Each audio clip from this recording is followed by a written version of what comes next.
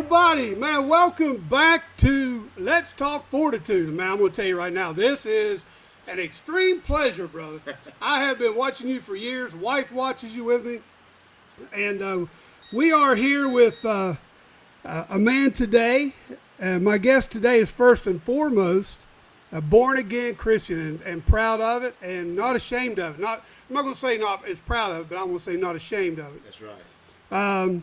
A father, a husband, founder, owner, operator of GCI Turf Services, GCI Turf Academy. Just launched a new program with Ventrac. I'd like to talk about that a little bit because I'd love to somehow get involved with that with you guys. Even if I just show up and work my butt off and get dirty and go home. Okay. It's my pleasure to have Pete Denny on Let's Talk Fortitude. Welcome, brother, for coming on. That's my pleasure.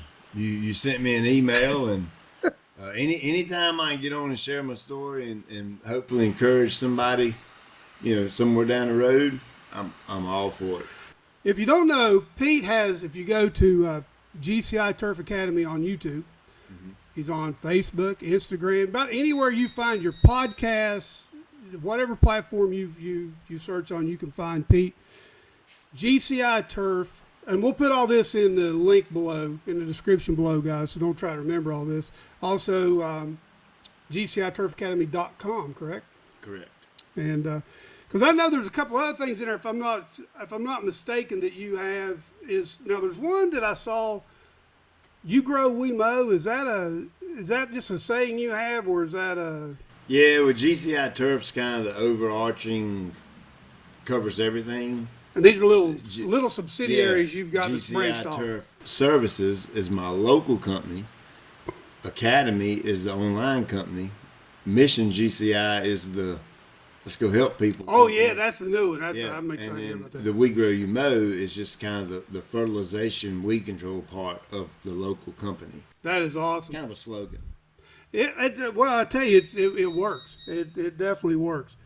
So I started watching you about 3 years ago. I think you had like 20,000 subscribers or somewhere through there when I started watching you, because what you were doing then is you were big with Greene County, and that's how I started by all my Greene County through you or through Alan, whoever I can get the deal to go through the quickest with. But it's typically through you. I've got your stickers plastered all over my equipment and my, hey, it's Pete. And I love your logo, man, on your sticker too. That's awesome. When Ken saw it, by the way, everybody, got Ken here today helping us out, and very appreciative of him. When Ken said, he said, hey, man, he's got a cross in there. Now, I want everybody to know, Pete did not give me this hat. And it has been worn. There's dirt. Ken said, you do wear that. It's dirt. I said, yeah, I wear it. It's a great fitting hat. It is. The brand is Pacific Headwear. It's such a great fit. It is. I love it. And I bought this hat 3 years ago on my own because I wanted to support you and what you're doing. So people, you'd have giveaways. You'd give away a little fertilizer or something, like when you hit 30,000 viewers, and then when you hit 40,000, and so every time you hit that mark, you were doing something for people. And I do have your products. I buy your grass seed. I told you about the guy that came and aerated my yard, and when he saw your grass bag sitting in my driveway, it was like kryptonite. He just stopped in his tracks. Yeah. And it should, because bro, I'm going to tell you right now, my wife will tell you, last year, when I overseeded, because I'd had some fungus in my yard, so when I did my dethatch and got all that old crap out of there, when I reseeded with yours, where I reseeded, it is bluer, deeper green than anywhere else in my yard. And I'm not going to tell you where the other stuff comes from. Sweet. But it's the real deal, people. I'm not just saying because he's sitting here. I wanted to get Pete on. Now, there's two parts of Pete's story that I want everybody to know about. One, he has a terrific testimony, and one that truly touched and helped me through a really bad time in my life.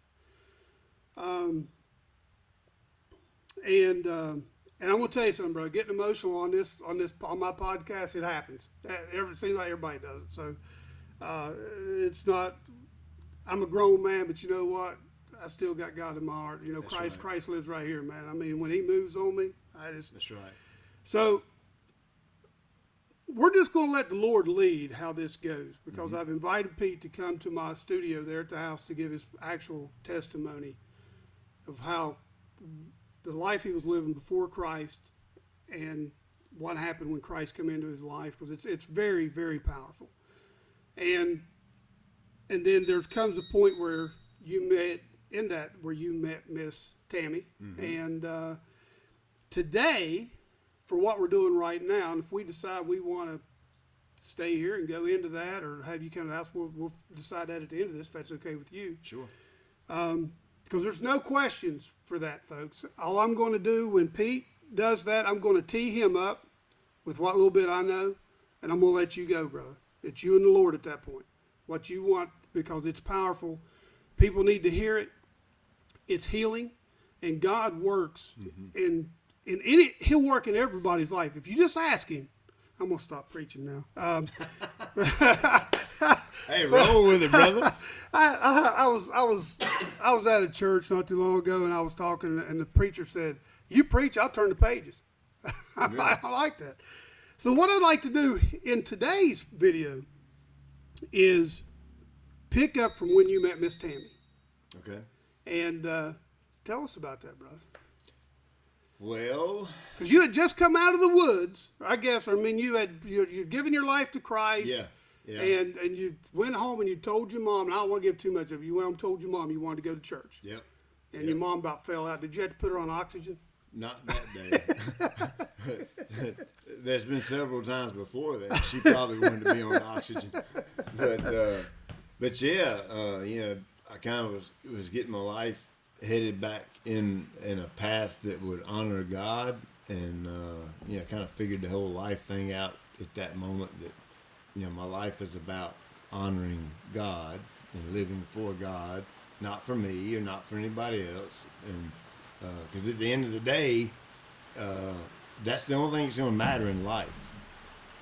You have one or two choices when you die. You're either going to spend eternity with God, Amen, through Jesus, yep, or you're not.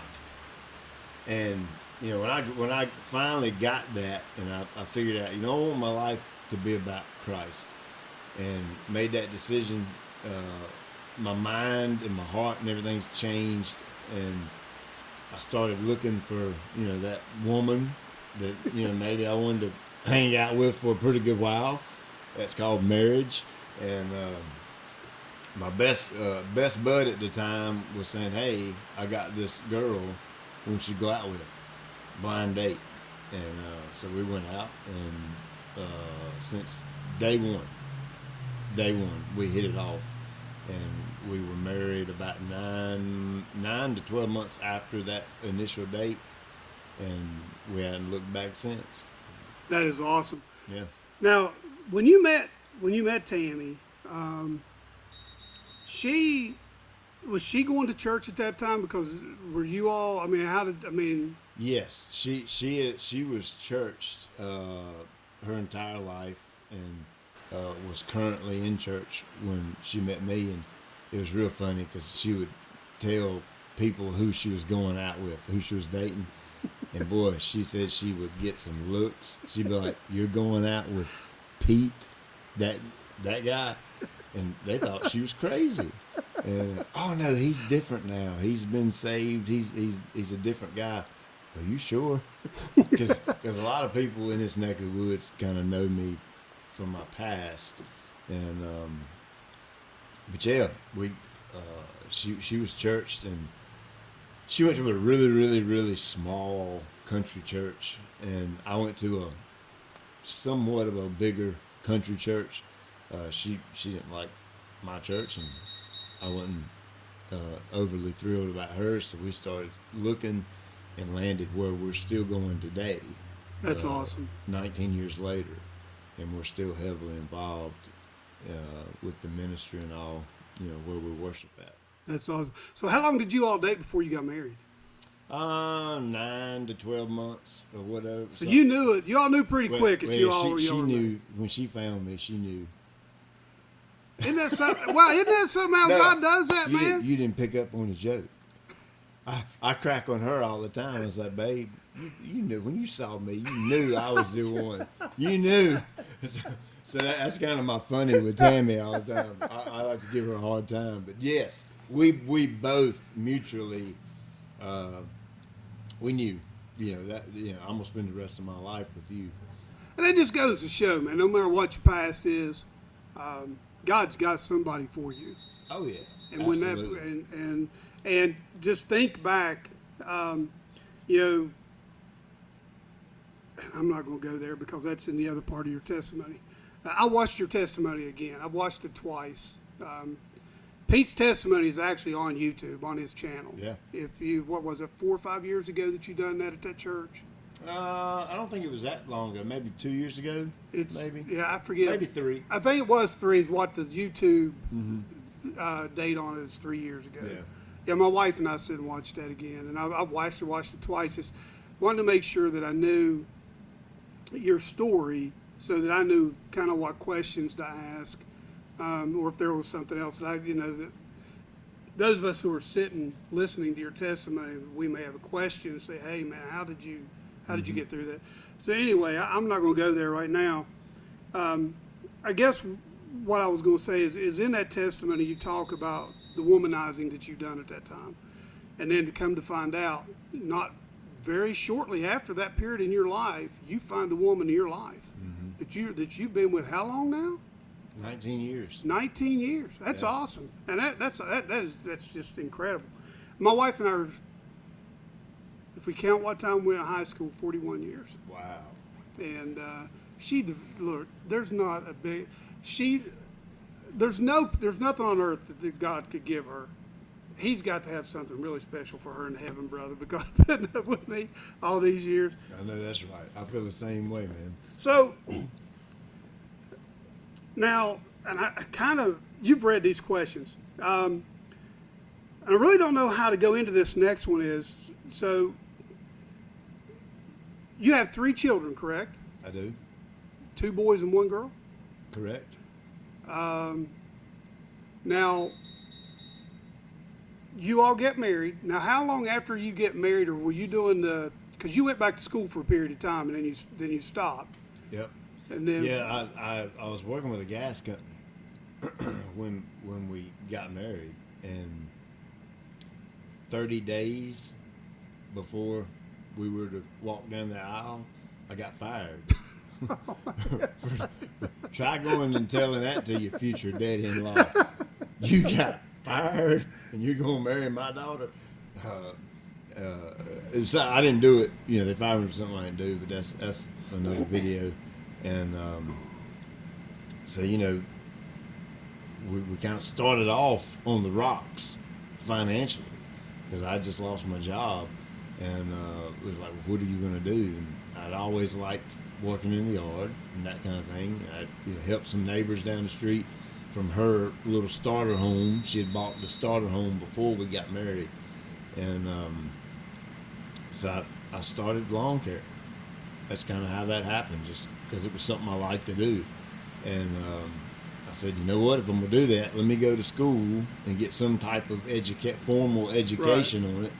And Guilford Tech had like a little 2-year degree thing, horticulture, landscape design, yada, yada. And my unemployment actually paid for that.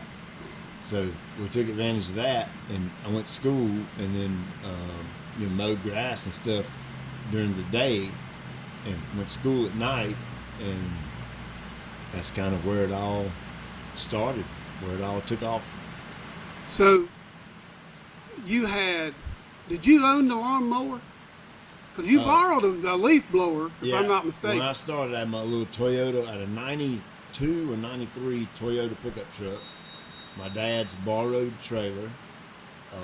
I had to borrow a blower from a buddy, and then I had a little string trimmer and a little small mower. So this podcast is called Let's Talk Fortitude for a reason. You didn't have anybody backing you and financing you. You didn't have a rich daddy, a rich uncle, a rich mom, a rich grandfather. But what you did have is you had a renewed life. You had a new life. Mm-hmm. You're now put your life in the hands of Christ. Mm-hmm. And from our conversation that we had earlier, before we started the podcast, you were talking about how you were raised. And that's usually a big part of one of the first questions I asked. I wasn't sure how that was going to play into, each podcast. But you weren't raised with a silver spoon, were you, brother? Let's talk about that a little bit. Not quite, man. I grew up. I had the basics. My mom always and my dad always made sure there was food on the table. We had clothes on the back. The light. I can't say the lights weren't never turned off because they were. And both my mom and dad worked growing up, and blue collar workers. And I watched my mom and dad struggle growing up financially. And there was 4 of us, and I'm the runt. I'm not a small dude. I'm not massive, but I'm not a small guy. But I'm the runt of the litter. And my 3 brothers all dwarf me, and they're all younger. So you can imagine trying to feed 4 boys like that growing up. And then all the other things that, happens in life. And, my mom and dad, they struggled. And I sit there and watch my mom cry at night because she couldn't afford to buy her boys this because maybe somebody else had it and we wanted it. And I say this now. I didn't realize it back in the day, but I realize it now. That's probably the biggest life lesson my parents ever taught me was about money, kind of in a nonchalant kind of way. They didn't realize they were teaching me, but they showed me what not to do, if that makes any sense. Yep, makes perfect sense. And so that's why I have a grit. I like to use the word grit. You're not going to stop me. Yep. Period. If I want to do it, I am backed by God Almighty, so I have all the power that I can possibly need. And if there's something I want to do, I'm going to go get it, and I'm going to do it. And that was my mentality when I started my company. I was going to be the biggest, baddest, best lawn care dude the world has ever seen. And, of course I'm not, but that was the driving force behind this. And I wanted to work my way to success so that I didn't have to live the life I had growing up. And I want to make sure I'm real clear about this. My mom and dad provided exactly well for us. We were not dirt poor people. I don't want it to sound like that. But it was a struggle. I know where you're at, bro. It was a struggle. And I didn't want that conflict or that struggle in my life growing up. So I busted my tail. So when it come time to get in that little Toyota pickup truck, and if anybody can hear that, that is actually rain. We're in Pete's building out back. Bring it on, baby. We need it bad. We're not, but people say, "Hey, is that going to bother us?" I'm like, "Nope, we're real. I mean, this is what you get when you see the two of us. What you say, this is it, man. I can't tell you what you see on YouTube. Everybody, he's the same guy in person. He's no different."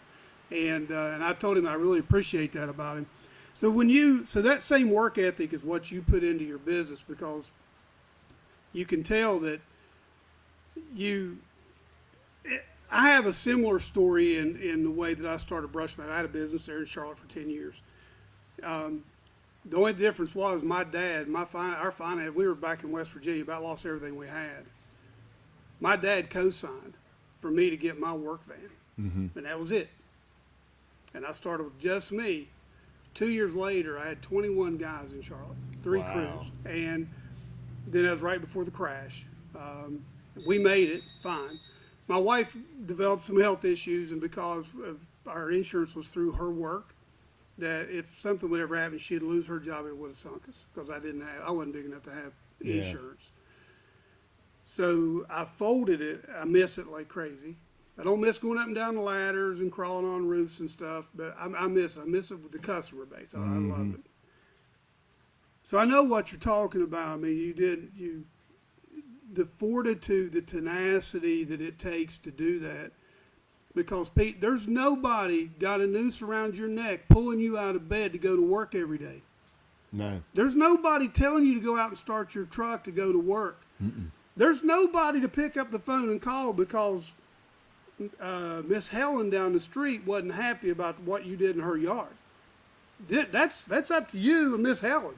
And it seemed like I always got those one or two customers every year. It didn't matter, buddy. Christ could have done their painting for them and they wouldn't have been happy. So, yeah, nothing's free, man. no. The grace, God's grace through Jesus is the only thing that is free in Exactly. life. Other than that, you have to go out and earn it. You have to get it. Yeah. I've went over the top with my kids, trying to teach them, and we don't give handouts to our kids, not going to, and I've went over the top with them that, brother, if you want something, you need to go earn it.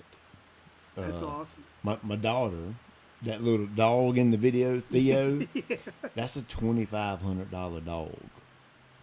Okay, she come to me wanting the dog, and I'm like, I'm not paying $2,500 for a mutt. Are you crazy? I said, why don't you start a business? She does this crafty type woodworking thing. I said, why don't you take that to the next level and advertise what you do on Facebook or something? And you earn the money and you go buy the dog. And I'll help you a little bit if you need it. Well, she done that an entire summer. Made $1,900. So proud of her. She come up $600 short, and it was time to go buy the dog because the dog was at that age where it's got to go.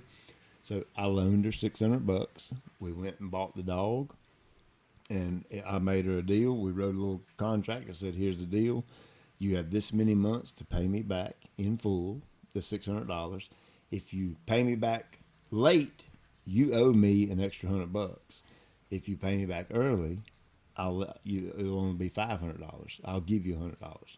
That's great. And she paid me back a month early. So she saved $100 on that dog just because she was diligent with that. And I love telling that story because she is me up one side and down the other. I wish I'd had a parent that would have taught me that story. It would save me a lot of heartache through the years. Yeah, I'm so proud of her for doing that, man. And that just shows this is a 13-year-old child. That's awesome. That just shows there was a little bit of guidance, a little bit of direction, and a little bit of push. I mean, you can do it. You can. We live in the greatest country in the world. The opportunity is endless. Yeah. And anybody can go out and make something on their own and have something. I mean, 13 years old and she bought a $2,500 dog. By the way, everybody, she can very effectively run a Ventrac tractor. Yeah, she's pretty good on the Ventrac. She is pretty. Yeah. So I do watch your videos, bro. That's right. And if you go back and watch Pete's videos, you're going to see his kids pulling weeds. Mm-hmm. It's funny because I think on the title of that video, it's like organic weed removal or something is what you put underneath. It was organic, all right. You know, that's kind of a little bit of my dry sense of humor. So you lose your job, you go back to school, and you're starting. So how long before the first child comes along? It wasn't long. We didn't wait. We didn't beat around the bush. 9 months, maybe 11 months, and here comes Elijah. And that gives a whole new meaning to getting up and going to work every day, doesn't it? Phew. Yeah, to say the least. It's easy to feed myself, but now I'm responsible to feed another mouth that can't feed itself. And yeah, that was eye-opening. Spiritually, it was a major deal for me, because when I held my first son for the first time, you know, the thoughts went through my mind that, man, how in the world could God send His Son to a world and let him die? I mean, I guess you'd call me greedy or selfish, because I couldn't do that with my child. Right. I couldn't. I don't think I can love people that much to do that. And that was really eye-opening in my faith when I had my first child. It's kind of like Pete. It's kind of like God, supercharged your faith. For me, when I held him, because I was putting two pieces of the puzzle together. I was like, son sent to earth for world. I can't do this, but God loves me enough that he did. And then on the flip side of that, that was kind of eye opening. First child, we ain't got a clue what we're doing. You know what I mean? And it's like getting a calf up, looking at a head gate. yeah, getting up in the middle of the night and changing diapers and all that. I'm like, man, what in the world have I done? You know. So when you say, and then you didn't finish school, you come out early. Yeah, the college. Yeah, business was picking up, and I think the last class I had was like small engine repair or something like that, and it was time to work. My business was growing, so I said the heck with the school and kept rolling. Yeah, and how long was it once you really started putting your nose to the grindstone 100% into the lawn care? How fast did it grow? Pretty rapid. I mean, it took off pretty quick. It wasn't like we didn't go from 0 to 100 in a day, but we went from 0 to 100 in a month. It was a gradual, steady growth, and I've kind of always been a fan of that. I don't like things to get out of control and out of hand where I can't, kind of keep a grip on it and manage it. And so it's just slow and steady. Since day one. So, it's a great place to take a quick break. I thought this was hilarious. Don't let me, there's two places I want to go to, because one I experienced with my business, and I want to see if you experienced it as well. Remember the headlights. Just tell me headlights, and I'll remember. The trailer park headlights, and you know where I'm going. Yep.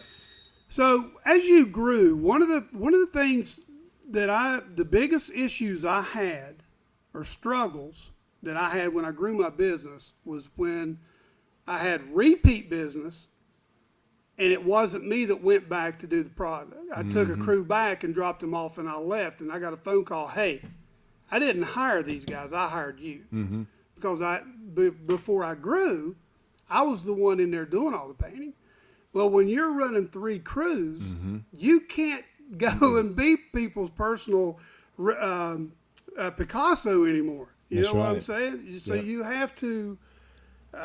Did you run into any of that in the lawn care business when it wasn't you showing up on the mower anymore and you had your employees showing up with customers? Kind of, sort of, a little bit, not terribly bad with that. The same problem, but a different perspective is what I had. I had a problem leaving them. Well, I did too, because I loved it. I mean, I'm an extremely anal dude about my work. When I'm working, I want to do it perfectly, as good as I can do it. First and foremost, to bring honor and glory to God, because I'm trying to please Him with the turf. Because if I can please Him, then of course the homeowner's going to be happy. And that was a huge struggle for me. I mean, major struggle to trust another human being to go out in a vehicle that represents me, that has my name on the truck, and let them do the work instead of my 2 hands doing the work. That was a major struggle. And my wife, drove her crazy, to be honest with you, because she saw it day in and day out. I would even get in a vehicle and go ride and sit there and look and be like, oh, making sure that guy's doing this just like I showed him how to do it, because I'm just that anal about it. And so that took years for me to get past that and get by that. And of course now I have very competent crew leaders and lead personnel in place. And I mean, I trust them to do any type of job that I would do. They go out and do it, and I know they're going to do it just as good, sometimes not better than I would do it. I had a guy. It's great. He's still a friend of mine to this day. But I didn't like having a paint pan, a regular 9-inch. They actually make them in an 18 roller too, and they're only about that tall. They're like a flat. I didn't want any of those on my job site, and I had a reason for it. I want you either had the big 18-inch roller bucket that would hit you about mid-thigh or calf, or a 5-gallon bucket that would hit you just above your calf. You could feel it on your leg. The reason being is when I worked with another guy in West Virginia, he used one of those. I stepped in it and spilled paint on brand new carpet. But when you're rolling, you're not looking at your bucket. So when you feel that bucket on your leg, if it's close enough to you, you're not stepping in it. You're feeling it on your leg. Yeah. It's just little things. Caulking's another one. Painting is easy, brother. It's the fine, like you're saying. It's the details. It's that the make you details of how you fill your holes, how you and how you caulk your trim, your cracks, how you sand your walls, all that. Cleanup. You know what? If your drop cloth gets pulled back away from the wall a little bit and you get speckles on the floor, clean them up. They're easy. If you leave them, then we got problems because then the homeowner's going to want to know. Then when they see that, then they're going to go look at everything. Just like in the yard. You miss blowing leaves or trimming this right here. Well, what else did they miss? I'm being charged for it or that I'm not getting. So I feel it. That's awesome. And so one thing that intrigued me, and I was like, man, if you want to talk about tenacity of a dude that is not going to fail, it's when you were saying that you went to the landlord of the trailer park and asked him if you could mow the grass in the dark. Tell us about that one. Well, I kind of got to a point to where my days were full. I had enough customers where I had to get up at the crack of dawn, start, and when the sun went down, I was done. And I was kind of almost at the point to where I could get an employee and start paying someone to help me. But when you do the math didn't work out. So I needed a little bit more business to do that. So I picked up this mobile home park. And the thing is, there weren't no more days in the thing is, there weren't any more hours in the day, right? So I had to create time. And the only way I could do that was at night. And you need to see what you're doing at night. So I mounted this light system across the front of my zero turn and got permission if I could mow it after dark. And he said, sure. So that's what I did. That's awesome. What was it like when you were able to buy your first legit riding mower? Oh, man. What was it? Do you remember what it was? It was an Exmark Laser Z 52-inch with the, was it the Ultra Cut deck? It was some kind of deck on it. Man, that thing cut so clean, so good. That was before Exmark changed all their decks, and I think they jacked them up. But the old school mower old school mower decks? Yeah, oh man, they cut so good. Oh wow. That was when I realized that that first purchase of that mower is what started to mold and shape my philosophy in how equipment plays into a business. Because when I got that machine, I could mow so many more yards because it was so quick and so efficient and nimble. And I could zero turn and go right back down the next line and all that. And so that really had a big influence on me as to how I purchase equipment now. It's because, the efficiency of it. And, man, I was in heaven because I could mow almost twice the yards as I could before. Now, back then, were you using the walk-behind aerators? At that point in time, I didn't know what aerating seeding was. You know what I mean? I had no idea. I was just mowing grass at that point in my career. What was your first? What was your first blower and trimmer that you had? Do you remember what brands they were? Echo. That's what I have today. I Echo. love that thing, man. Yep. I bought an Echo. Matter of fact, I think you're the reason why I bought that. You know that Echo stick edger you see in my videos? Yeah. That's one of the first ones I ever bought. That's how old that trimmer Well, it's just going to show you. Take care. It's like my dad always said, you take care of your car, it'll take care of you. You take care of your equipment, it'll take care of you. And people that know the Echo line of equipment know that's the gray. It's got the gray paint scheme on it. And they've been orange paint scheme for years. And so that kind of tells its age. And it's still, it's a little cold natured. But once you get it going, it runs like a champ. So I do mine with a weed eater, man. I'm just so much faster and efficient with that weed eater, and I've got it down pretty good now. I can make it look pretty good. It wasn't always that way, but I love my weed eater, and I've got a Milwaukee battery powered one too. But it just in my smaller house before we built the one we're in now, it was fine, but not with all the edging I've got because you've ruined me, brother. Now I'm in the back around all my edges, all my beds. Man, clean them up. I went and got me an edger that's got a blade, like a 6-inch blade on it where you step on it. I went around every one of my edges. I'm like, daggone that Pete anyway. Clean them up, bro. Clean them up. They don't look as good as they did right now because I just haven't had time. But you've had not only me. I can only imagine how many lives you've impacted over the years. Not to put any weight on your shoulders or anything, but just to let you know that what you're doing, people are paying attention. They're watching and they're listening. They're hearing you. I don't know that they're just listening. There's a difference between listening to somebody and hearing somebody. Yep. Don't just listen to me. Hear what I'm telling you. And I think people are hearing what you're saying because if they weren't, your subscribers wouldn't be going through the roof. Yeah. There's a reason for that, brother. And I want to thank you personally. You're quite welcome. I appreciate that. Oh, man.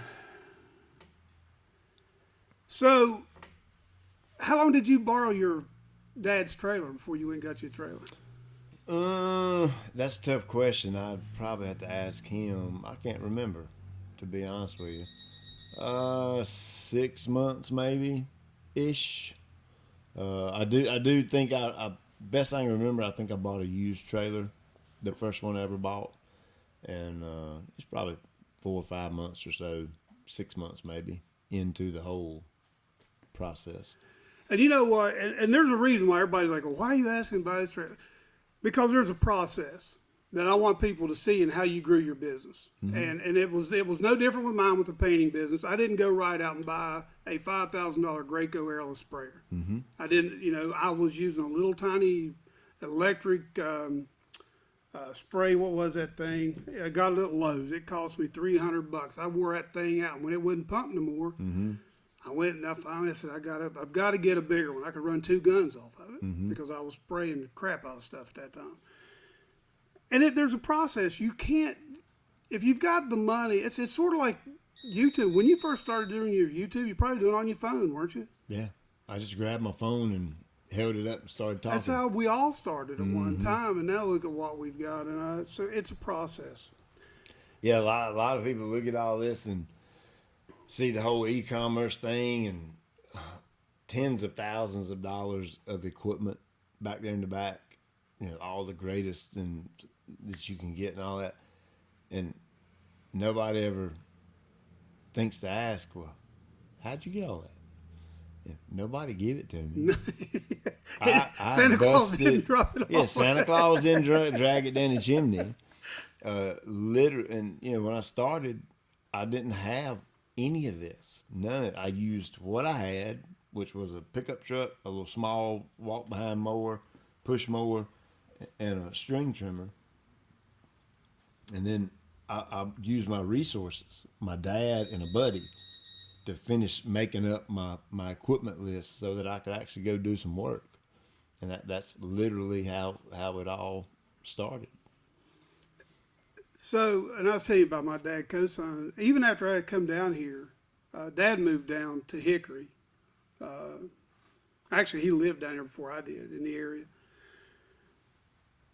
he would come and take doorknobs off of doors and hinges off for me so that I could take the doors down so I could spray. He'd help me cover stuff up. He'd help me stain fences outside when he was able. He's not able to do that now. When you have people that believe in you, that also helps drive. And my wife has never, at any time, ever given me any doubt that she believed in me. And man, you talking about a big motivator. She's always my biggest fan. Oh, brother. Biggest Man, fan. my wife has been there since day one. She's been the encourager, the motivator, and she was a nurse. When we got married, she was a nurse. I was telling Ken And about she's that. making big money, compared to me. I mean, I'm making $20,000 a year trying to cut grass, and she's making 60 because she's a nurse. And so she was the breadwinner, and she never let me feel like Never looked down her nose at you. yeah, never. I'm better than you. She was always encouraging. Come on, baby, we can do it. We can do it. And now we're at the point now to where she works for me or with me. I don't want to say for me. She works with me in A true the helpmeet. Yep, in the GCI company. She's who I talked to when I called up here the first time. Sweet somebody. I love my wife, man. She Love is. She's like my wife. I don't think she likes being on the camera, but man, when she is on the camera, people take notice because she is just, her personality just is just exuberant. It really comes out. Yep. And a very sweet lady. And I told her that when I called, I said, Jack's my hero. She said, well, he's mine too. Mm-hmm. I said, well, she said, I'm a mom. I'm like, oh, it's Miss Tammy. I'm sorry. What's it been like? What's it been like over the years, seeing how equipment changes and trying to keep up with that? Because sometimes it's in the business that you're doing, it's probably not so much with what I did, other than paint products, but in your business, you've always got a salesman coming to you with the next greatest mower. Because I mean, I've seen you do that with your with the Skag or with the Wright mowers. And how you've went through those, and you've showed us on video about the different changes. The push mowers, how many that's one that people need to know that you put out on your video. How many push mowers have you went through trying to get a push mower to last you a year? We went through quite a few of them. They just don't hold up. Do they? when it's different mowing a home yard with a push mower versus going out day in and day out and another human being who may not be as peculiar as you with equipment using your equipment to mow yard after yard after yard, loading and unloading trailers, strapping it down, mower. It's rough on push mowers because it's a smaller mower and you can't make them but so tough. You know what I mean? Yep. So yeah, we went through quite a few. I'd have to say probably the Y Bravo brand has actually lasted us longer than any other brand that I've used. And we've had pretty good success with those. Skag, that new Skag push mower, I've just got the one at my house and I haven't brought it here, but it seems to be built really well. I think it would hold up long term. Because of Alan Hain, give Alan the lawn care nut a shout out real quick. Alan's the one that, before we talk about that, let's take another quick break real quick. Hey, real quick, what I'd like to do is I'd like to talk to you about my son and his production company, Forerunner Productions. No society can survive without real authentic storytelling. Sadly, the stories of today's society are hollowed out shells of the epics that forged it. Hollywood prefers to pander and cancel, and the media only shares what they want you to know. This is why you need Forerunner Productions, dedicated to telling the truth and telling it beautifully. Forerunner Productions delivers stories in a way Hollywood has all but abandoned. With 5 different podcasts, weekly articles, and books, publications, there's no place in the entertainment world that Forerunner Productions is afraid to go. Be sure to search Forerunner Productions on your YouTube, Spotify, Apple Podcasts, or become a supporter by going to forerunnerproductions.com. If you want the truth and you want it beautifully, if your encouragement and inspiration, if you want the best stories ever told, Forerunner Productions is for you. Again, that's Forerunner Productions on YouTube or any podcast platform, forerunnerproductions.com to become a forerunner today. And Chad is an active duty military guy in the Air Force. His brother's also active duty Air Force.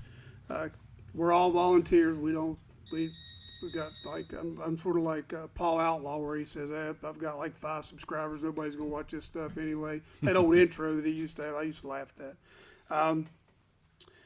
So equipment has changed over the years. How do you, well, you're a money guy. I mean, you're really good with money. I mean, and that's very evident. Your testimony, the things that you've talked about and some of the things that you give us through your podcast lets us know that. How do you fight off the temptation, or is there a temptation when the new mowers come out, like the GIE, when you go to the GIE and you're seeing all this new stuff coming out, man, it's got to be overwhelming at some point. Oh, I'd like when I went to the GIE this year, I'd bring everything home. I just don't have a truck that big enough. Yeah.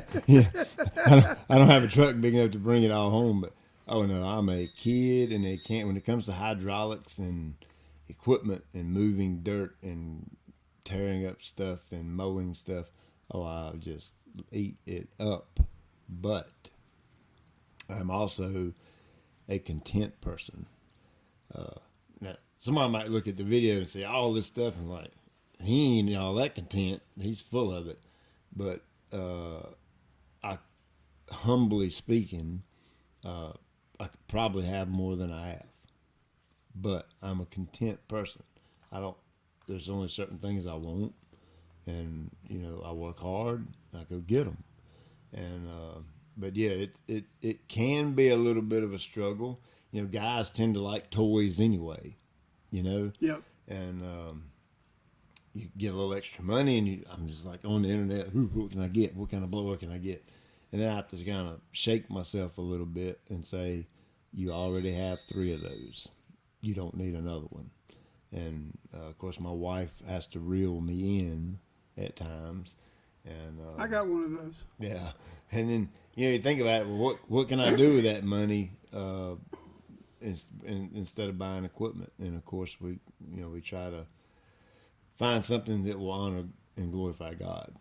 And of course, that's goes back to my mom and dad showing me that lesson, and then me becoming a believer and learning what God wants you to do with money and what he expects you to do with money. All that kind of ties in a big ball and creates a person that, first and foremost, none of this is mine. I mean, who am I to say that I want to go get this or this? It's not mine. I'm just a manager of it. God has blessed me with a lot, and he's given me a great source of income through multiple avenues, and I return that with the way I honor and glorify him with the money. And we do quite a bit with outside organizations as far as helping, and we're going to talk a little bit about that later. That's one. Yeah. I want to talk about your foundation that you've got and what you do with it. So after we have done what we want to do in glorifying God with money, then it kind of bleeds over into what can I go buy? Yeah. That kind of thing. And a lot of the times there's an abundance left over, and when you're running a company, write-off is a great thing. It is your buddy. Yep. And last year was a good example. Got down to the nitty-gritty at the end of December, and my accountant says you need to go spend $60,000. Spend it. And on December the 27th, 3 days before January 1, I bought that Isuzu truck out there from Tennessee on the internet.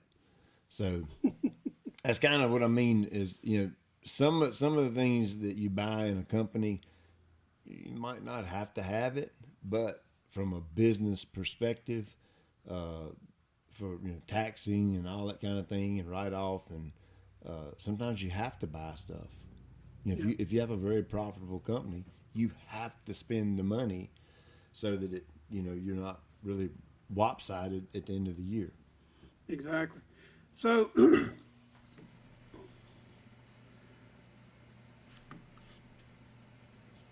rig up lights on your zero turn to mow the trailer park because you know you need help, and I've been there. Mm-hmm. I mean, working 14, 16 hours a day, 7 days a week, and then you're losing work. I was losing work because I couldn't get it all done. Oh, that's rough, man. And so, but when you bring that first person on, it's a whole new world. Oh, Lord, yeah. So over the years, I mean, from what it was like hiring your first one, if you don't care, if you can kind of give us some of your struggles through your hiring and firing, and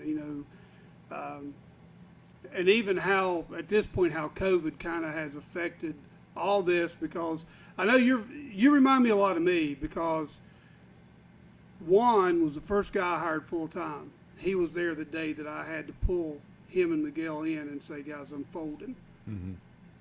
That was one of the hardest things I had to do. For 10 years, Pete, I put food on that man's table. Mm-hmm. He put money in my pocket too, with his labor. But he wasn't an employee. Juan was a friend. He's still a friend to this day. Mm-hmm. Him and Miguel both. And I watched them grow over the years. So what are some of the struggles and some of the things that you've experienced through your employees through the years that you could share with our listeners to kind of maybe say, hey, if this happens, don't get all frustrated, or hey, you're going to have these, you're going to have people that do really great. And I put several guys in business. They left me and went and started their own business. Mm-hmm. So, Yep. But if you don't care, can you tell us a little bit of some of that, or if you've got something? First employee was one of my best buds at the time. Matter of fact, he was the guy that hooked me and Tammy up. First employee, and we got he left like a manufacturing type job or whatever. We had to get the money right and all that for him to leave, and we did. And he worked side by side with me at first, and then we got our second truck and put him on his own crew doing his thing. And really, I never really went to like the unemployment office or anything like that. Where I live, we're kind of like a real tight-knit community, sort of.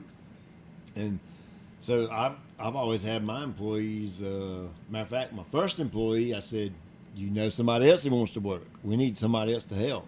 And so he hooked me up with Robert, who he worked with. And Robert is still with me today. That's awesome. He's been with me 14, 15 years or so. And exceptional worker. Great guy, too. Real good friend.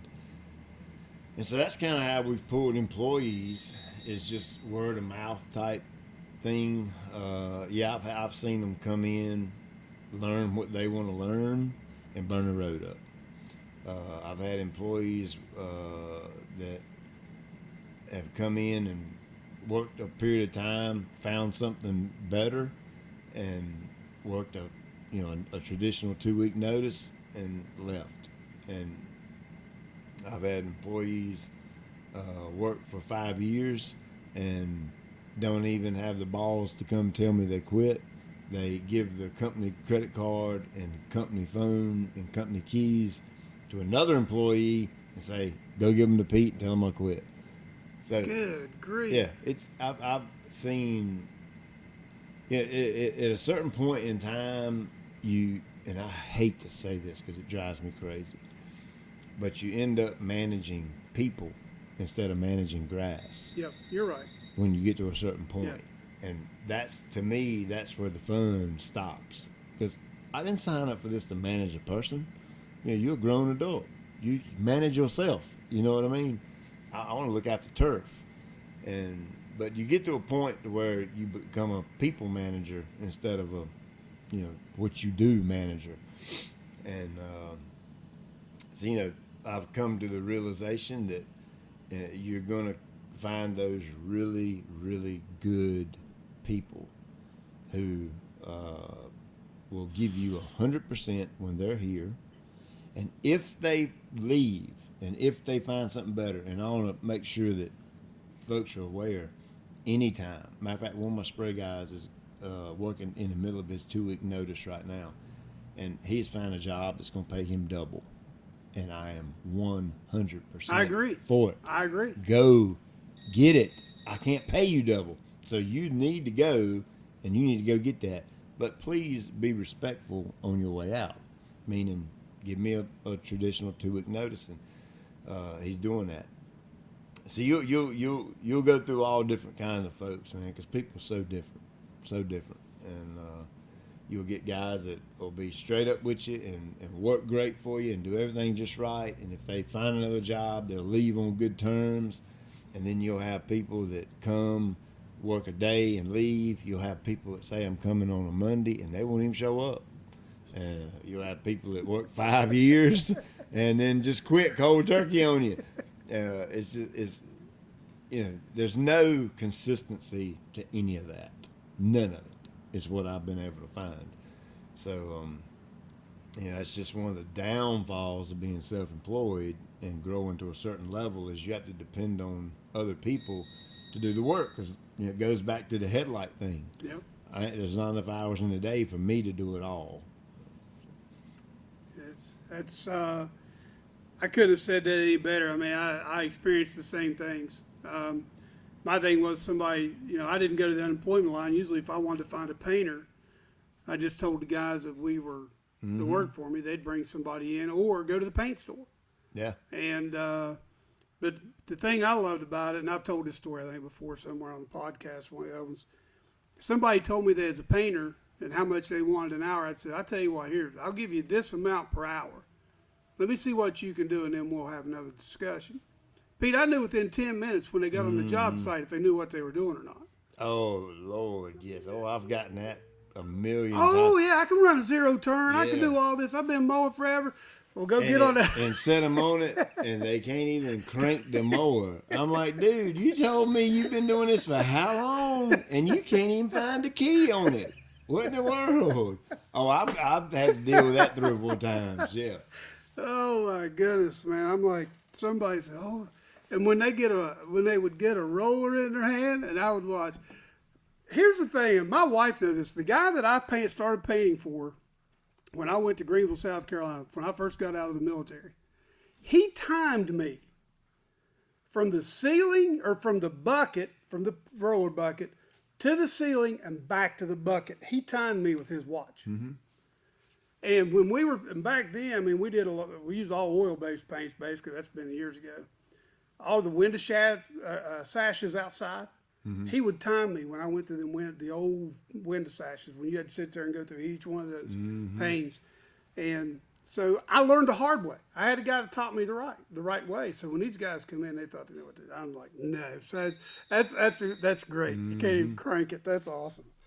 That may have to be in the title. You can't even crank it. And that's a true story too. I ain't joking. I mean, I Really? literally had a dude tell me he'd been doing lawn care for this many years, and I pre-met him before I hired him, brought him here, pulled the mower out, and I said, just hop on it, ride around. I just want to watch you ride.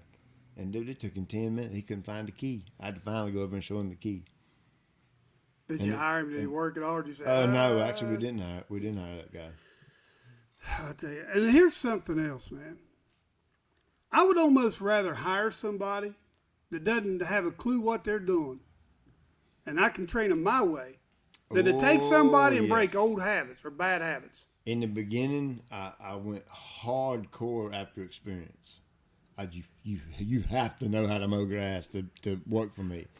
But my philosophy on that changed after I got with the people who knew how to mow grass, and they actually didn't know how to mow grass. They'd been trained wrong or taught a different way than I wanted it done. So my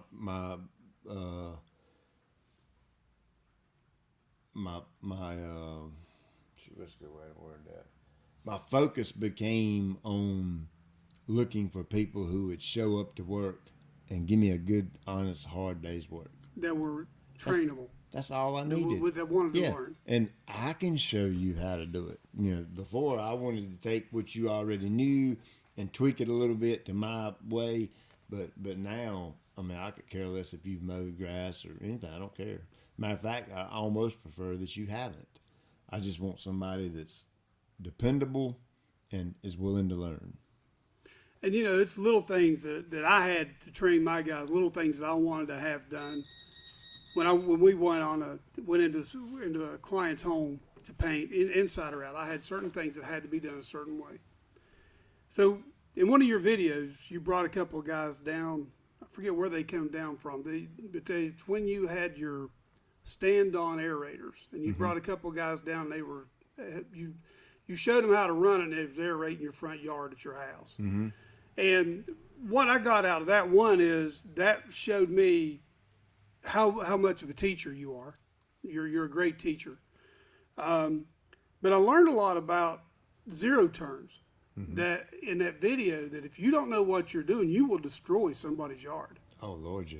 You'll tear somebody's yard all to pieces. The modern equipment we have access to right now, the Stinger plugger is a good example. If you don't know what you're doing on it, you will destroy somebody's yard. If you're an employee running it and don't know what you're doing on it, and you go across the driveway or whatever, you can do some pretty good damage with it and cost somebody a lot of money. So yeah, you definitely have to be trainable to run this kind of equipment, because it's not just get on it and let's go ride around. Right. We actually operate the equipment. Because a lot of people think, I've got a Toro Time Master that I saw Alan demo it down at his house, down in Florida on one of his podcasts. So I went and got one. And I love that mower, by the way. Mm-hmm. I've had to replace the belt on it, but other than that, it's been a great mower. But whenever I go out and I mow my yard, people like me, DIYers, they go out and they mow their yard and they're thinking, oh, here's Pete, man, he's got all these fine equipment, and man, this is easy, it's easy money. It only takes one employee in a neighborhood, a really nice, it's like a neighborhood like yours, or the one I live in. I live in a pretty nice neighborhood now.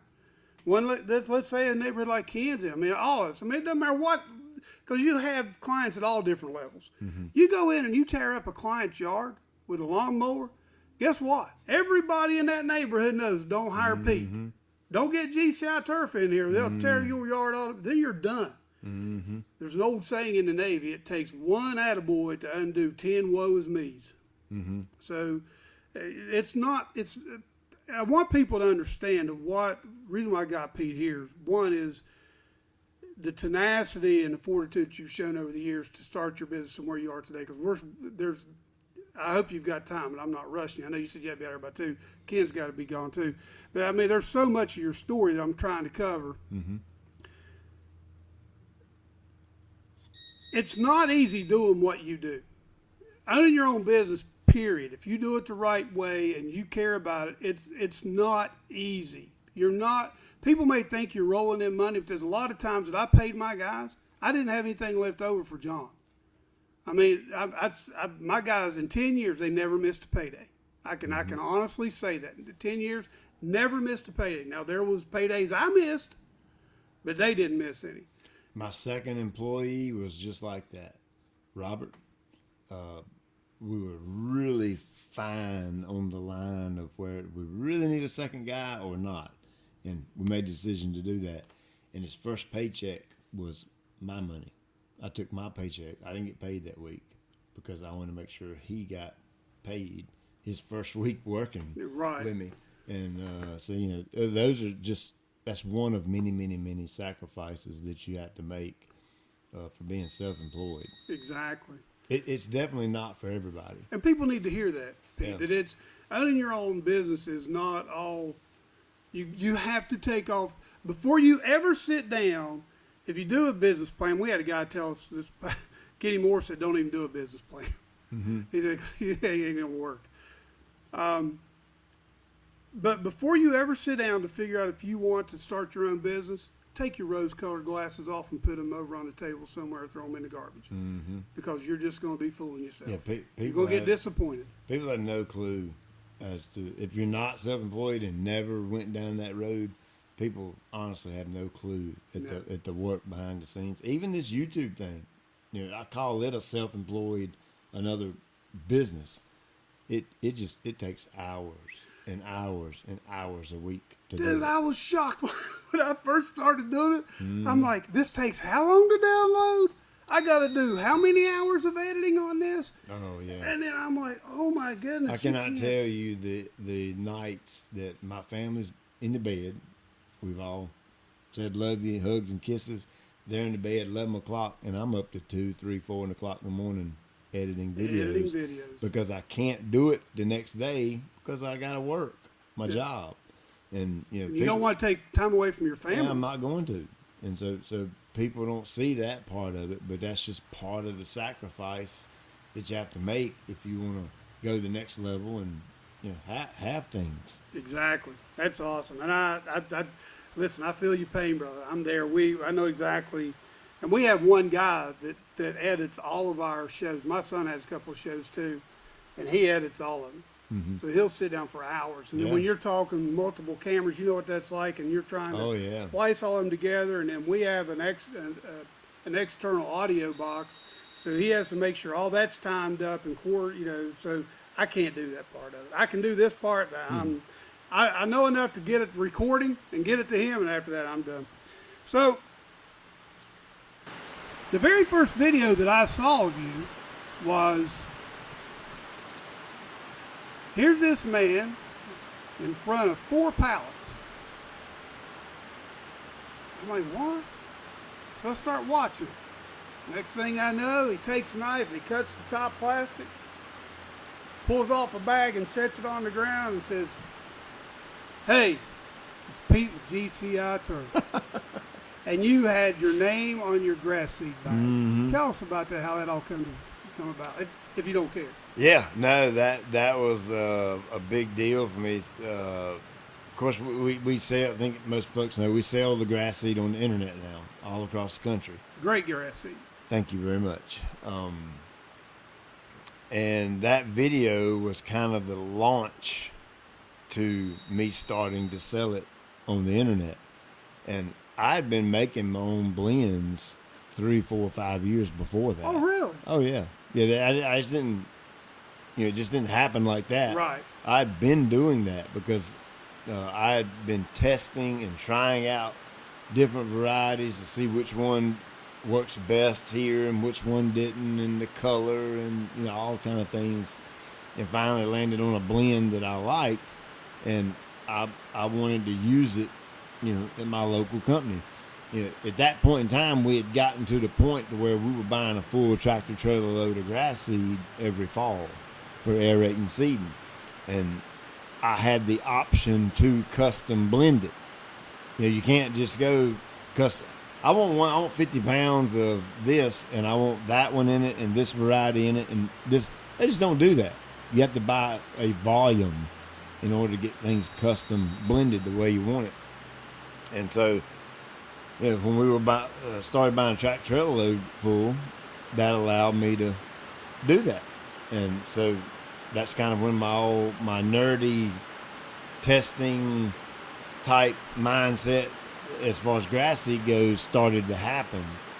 And we had used that blend for 3 or 4 years before that, and then of course the YouTube videos started happening, and I had a bag of seeds sitting in the backdrop of one of my videos, and I didn't know it was there. It was up in the shop. It was there, and a gentleman, Michael, my buddy Mike, that in Virginia that I made the video with, he found out the blender and bought a bag of it. And before that, he emailed me saying, hey, will you sell me a bag of that grass seed? And I'm like, nah, I don't really sell grass seed. And so that's kind of how that all happened, is Mike kind of created the idea in my mind that, hey, if Mike wants to buy a bag of grass seed, why wouldn't other people want to buy a bag of grass seed? And that's kind of how the whole internet thing happened, or that's how the whole e-commerce thing happened, is off Mike's idea to buy a bag of grass seed from me. So I didn't realize. So Mike goes way back. Mike's been as far as the YouTube thing goes. Mike's been there since day one. That's how I met him, and it's through him wanting to buy a bag of grass seed. He sent me an email. I still got the email. He's like, man, I saw that bag of grass seed, and it had your logo on it, man. That's so cool. Is that the same stuff you use in your yard? Man. Oh, he's hilarious, man. I was laughing at him on that video. He is absolutely hilarious. He is as genuine and real of a person as you could ever meet. He's a great guy. That's awesome. And so now the grass seed thing's blew up, bro. Tell us about all the different lines that you have in that now, the different blends, the different grass seeds or varieties. Because I have a question for you about your house, and then I'm gonna ask it after you tell us about your varieties. Okay. Because you've got a bunch of test plots now at your house where you're testing all this different grass that you're doing and what you're selling, and I guess it's what you're selling. You're trying to check the different varieties.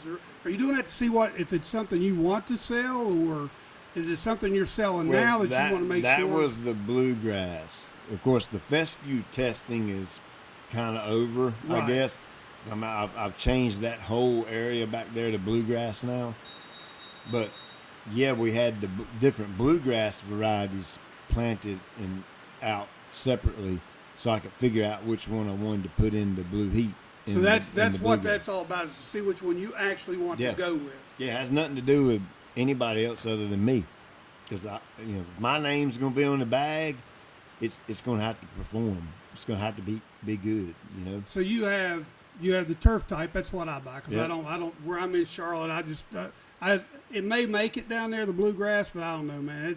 Fescue struggles pretty hard down there already. If your fescue struggles, then the bluegrass is probably not a good idea. The turf type tall fescue, and then the cool blue is the same turf type tall fescue, but with a little bit of bluegrass mixed in, and then the blue heat is 100% Kentucky bluegrass, and then Alpha Elite is Bermuda grass.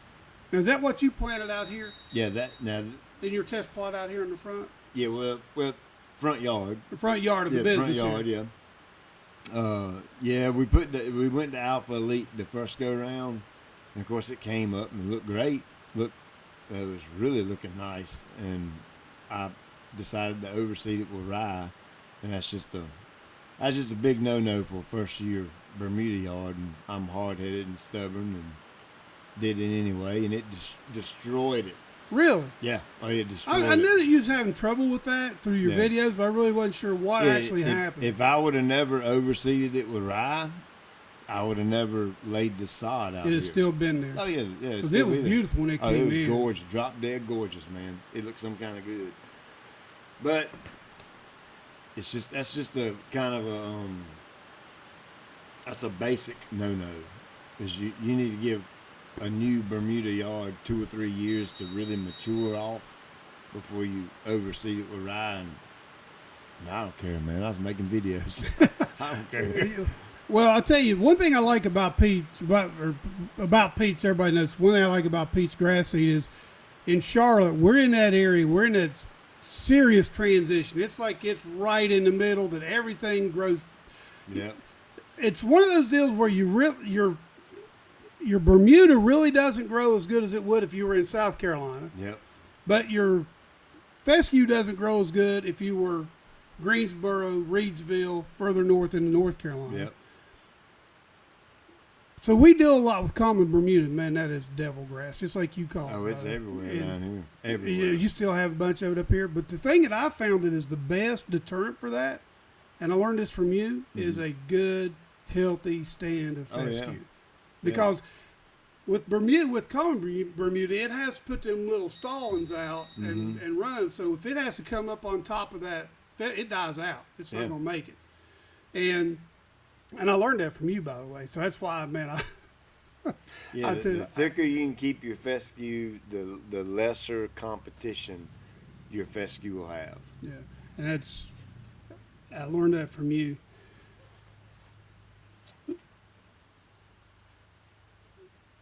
So you've got your business going, you're hiring, you've got your grass seed rolling.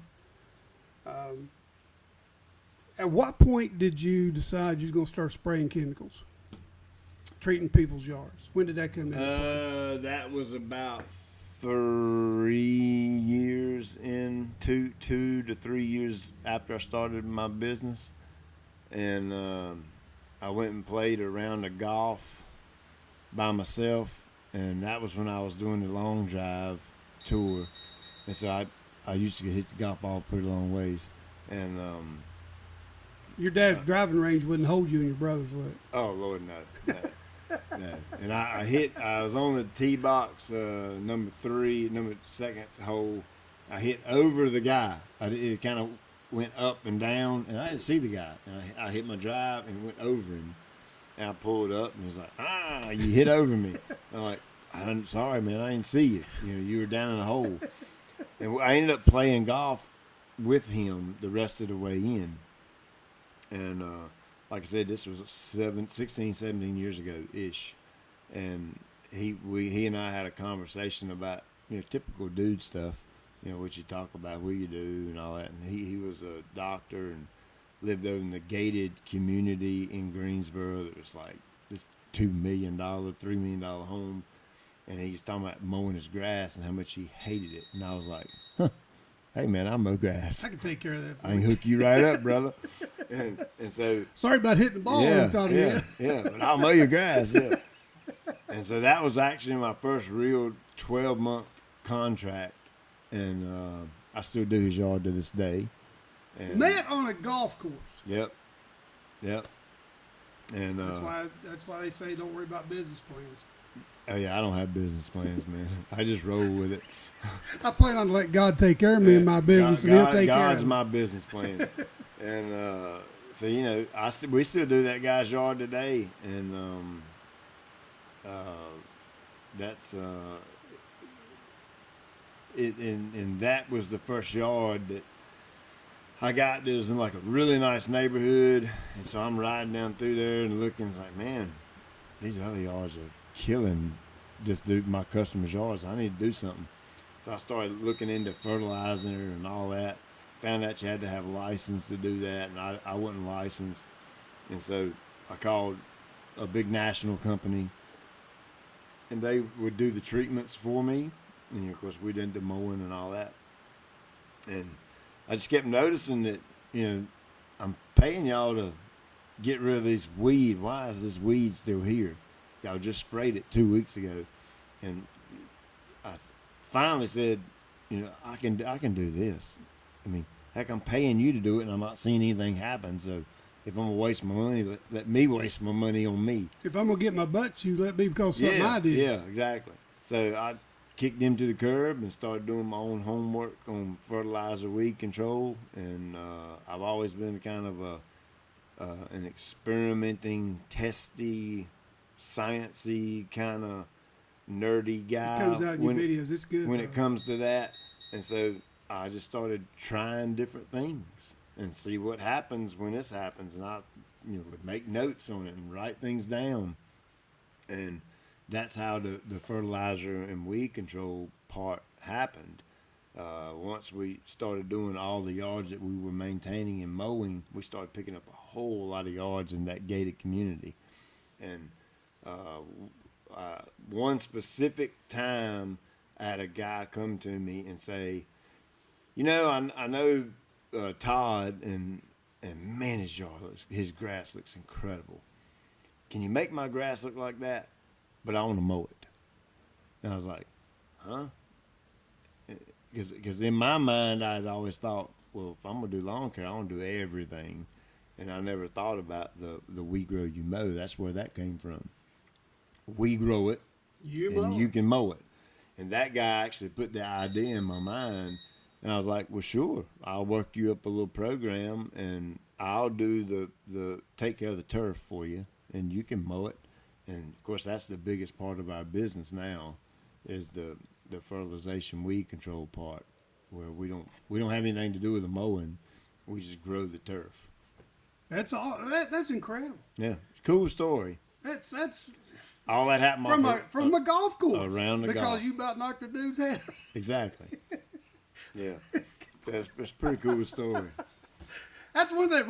This is why Ken loves to come and do this, because he loves the stories, man. I mean, he tells me, he said, "Look, he said, I love stories. He said, that's why I live to hear the stories."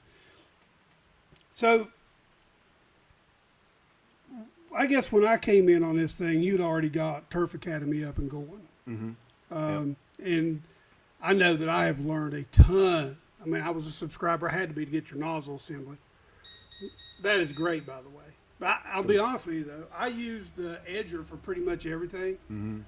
Because the other one, the main one that throws the wider spread one, my yard is just so big. It's a little different for me to use that one. Mm-hmm. So I use I pretty much use the edger, the red one for everything. And it works great. Cool. I love it. I mean, it's what you take somebody else's biscuits and make your own gravy, right? Yeah, that's right.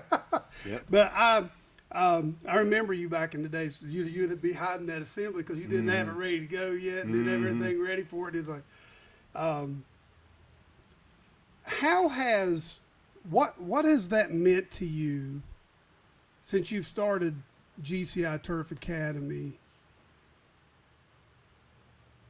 Because I'm sure you get a ton of emails and people messaging you and asking you questions or thanking you or just, for what you do. What's that meant to you since you started that? And how long has that been since you started the academy side of it? I think I've been on YouTube right about 4 years, I believe. And so probably 3 years into it, I think we've been doing it. 3.5 maybe. And right before YouTube started, I had been looking on the internet for ways to make like passive. They call it passive income, where you make money while you're sleeping. Yeah. And you're not doing. I anything. need some of that. Yeah, and so I've been just researching that hot and heavy like crazy, and I said, you know what, I'll start a YouTube channel or start doing some type of tutorial type thing and let people pay me for what I know and that kind of thing. Gosh, I was picking all kind of crazy things like wood crafting and things I didn't even do, washing cars and all kind of things. And about that time, a customer had asked me something about a local customer had asked me something. I think it's about leaf removal, and wanted to know how we doing our leaf removal. And I just couldn't relay that to them verbally, so I put a video together. I think that was my first video I ever done. Was me blowing leaves like in a big backyard, and I put it on YouTube and sent it to the customer. And I didn't realize everybody in the world could see the video. I sent the video to this customer, so I thought he could see it. And then comments started happening and that kind of thing. And I started sending other videos to other customers and showing them how we're doing things. And then I just started noticing the comments. Well, how do you do that? How do you do this? And I was like, well, that's easy. This is how you do it. Hey, I'll make a video. Let me show you. And that's how the video started. It was as organic as it could have possibly been. I didn't plan any of it out, other than me was researching some of the passive income type things, and lo and behold, I had it at my fingertips the whole time, and I had no clue. I was looking for other ways to do it instead of showing people what I do day in and day out for a living. And of course, I've been blown away. I had absolutely no clue this many people was that dialed into their yard, And it's really opened up the doors to meet a lot of people. And I'm a people person. I like talking to people. I like hanging out with people. I like meeting new people. And that's probably been the greatest joy out of the whole thing, is being able to meet so many new people. And then, of course, using the platform to introduce the gospel to folks and how Christ has changed my life and how he can change yours too if you allow him to.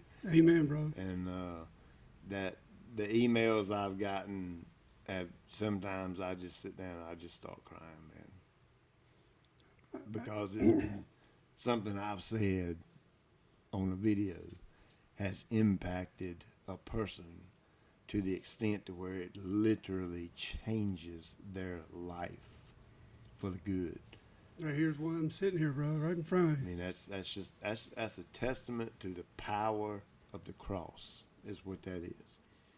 Ask my wife and my son what it means for me to be sitting here.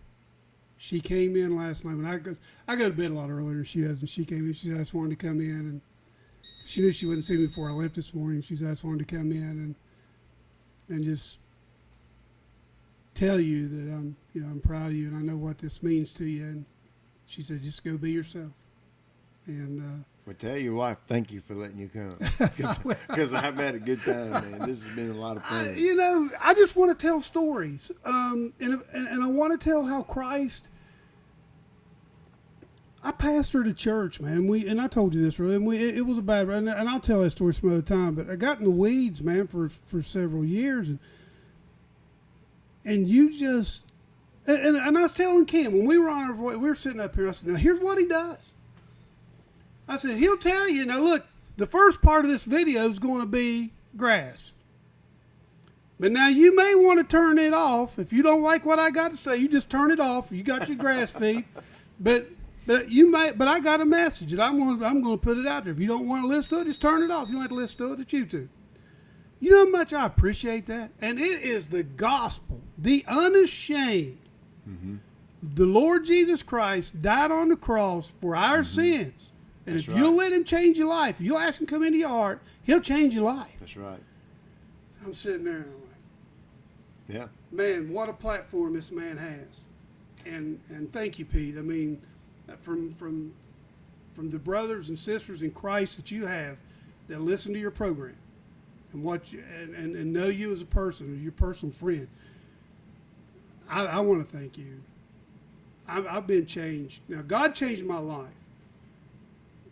But your message that he used you to promote, the platform that you used changed my life. Well, if you look through the Bible, God used all kinds of jacked up and messed up people.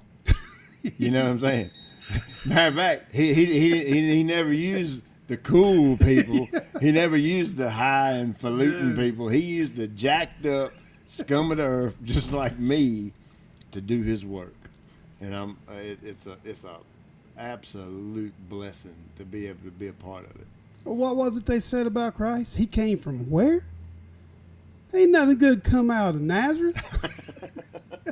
That's right. Yeah. Oh my goodness. Oh wow.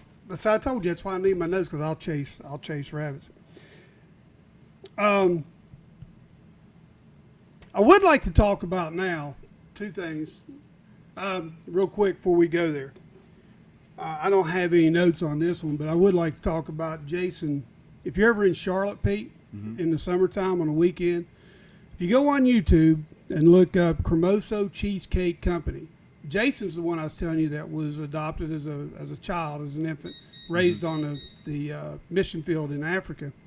He has a food truck now, and it's cheesecakes about that big around. Oh, I love cheesecake. Oh man, and he'll have different flavors. Ken doesn't even like cheesecake, but he says, I like Jason's cheesecake. Wow. Cool. And but it's Jason Hubbard with Cremoso Cheesecake Company. You can find him on Facebook. And if you go on there and like his page, then you'll get updates of where they're at. You can go on there and log on. He has a food truck and he travels all over the place, and it's great. Just want to say thank you, Jason, for partnering with us and what you mean to us. He's been on the shelter hole and he's been on Fortitude, telling this story. Great man. And if he would, when I first met him, he looked like Guy Fieri from the Food Network channel. Mm-hmm. He looked like his twin, didn't he? I thought it's who it was when I walked in for the first time. So anyway, that's the Cremoso Cheesecake Company, Jason Hubbard, has a food truck there in Charlotte. It'd be the best cheesecake that you ever eat. I promise you that. And there's different flavors at different times. So, first and foremost, the last thing I want to talk about is I want to talk about jacks. But before we get there, I want to talk about Ventrac and what you've got going on with them, because if there's any way I can get involved with that with you in the Charlotte area or anywhere I'm able to travel to, I've got shovels, I've got rakes. I mean, I can weed eat. I've got a weed eater. I can bring it. Whatever I can do to help, if it's to bring a gallon of gas to put in your Ventrac mower, whatever it is. Tell us about that and how that all come about.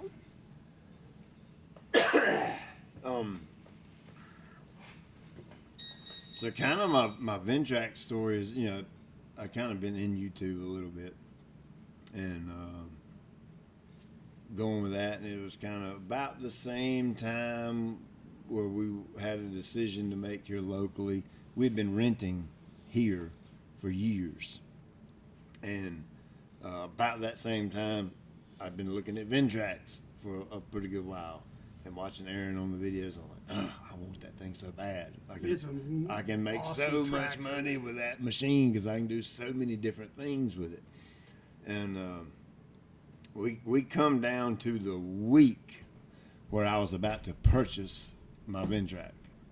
And that same week, the church that it was in the building that we're sitting in right now left and went to Greensboro, and my landlord called me and said, "Do you want to buy the property?" Because we were renting, and it was the whole property. I was like, man, Ventrac, or do I buy this property? That was a big deal because I really wanted that tractor some kind of bad, but I had to make the wise decision, and we bought the property. I was excited for you when you had put up those videos. We bought the property, and I had to send Ventrac or the dealer in Winston-Salem. I can't get it because I had to make the right decision, and I feel like we made the right decision by purchasing the land instead of the tractor. And so time went on, and Ventrac actually called me and said, "Hey, I know you couldn't get a tractor and all that kind of thing." Well, actually, when he called, I thought they was trying to sell me something. And I'm like, "Dude, I just told you I can't buy the tractor right now." And they were like, "Well, we're going to send you one. And you just keep it and use it, do what you want to do with it. And when you get in a financial position to buy it, we'll sell it to you." That's incredible. Absolutely. That's a God thing, bro. It is a God thing. It blew my doors off. I was riding down the road when they called me and told me that. Did you have to pull offside the road? Lost it. I'm like, dude, you gonna send me a daggone tractor and let me just use it? And this is not $1,000 piece of equipment, bro. And they had obviously had seen my passion for it and how bad I wanted it. And then, but like I said, I had to make the right decision and buy this. And so anyway, they sent me a tractor, and I started using it.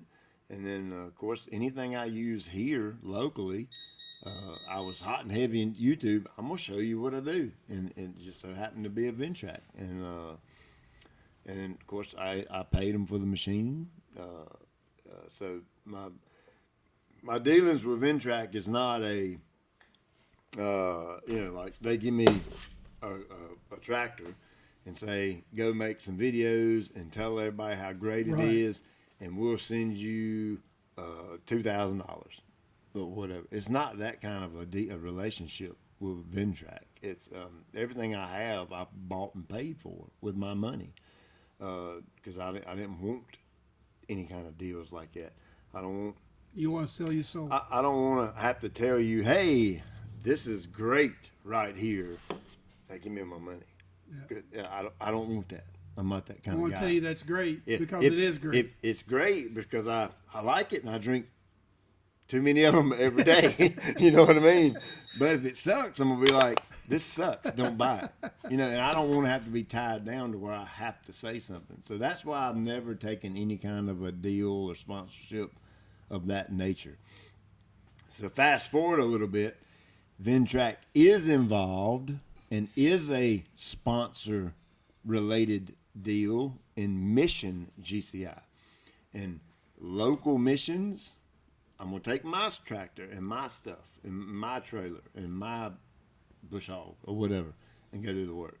If I travel far north or out west or somewhere, Ventrac's going to meet me on site and supply the equipment. And then they take the equipment back home with them. I don't get to keep it. So it's that kind of a relationship with those guys. And they are such a great company. So when you do these, who are your target? I mean, what's your target? What's the mission of disabled veterans and disabled law enforcement? That's our prime target to go after. And if we can't find those, then I'm sure they got to be out there, bro. I mean, I know they're out there. I just did one yesterday. Really? Day before yesterday. I did my first mission in Charlotte. Oh man, I wish I know. From now on, I'm gonna make sure you have my cell number. Yeah. When you come down, you do that, man. Look me up. If I can get there to be there, I'd love to be there. And we're still, this is all brand new. So I'm still trying to figure out what's the best logistics for the whole thing. What should it look like? How should I let folks know locally that Mission GCI is coming to blah, blah, Illinois? We're trying to figure that part out so that we can get folks locally involved, because I want boots on the ground, hands in the dirt, helping these veterans. And it honestly has nothing to do with GCI and nothing to do with Ventrac. I care less if you know who GCI is or who Ventrac is. My goal and my purpose is just like 2 days ago with Greg, that's his name, disabled veteran, just had his leg amputated. I want people to know who Greg is. I could care less if you know who I am. I want you to know him, because he's the one that strapped on the boots, and he's the one for 24 years in the Navy put his health and his person in harm's way in service to me and you and him and my family and every family out there. I want you to know the veteran. I could care less about the rest of it. That's awesome. So you'll go in, and it really doesn't matter as long as it has something to do with landscaping or yard work, or if they need to have something.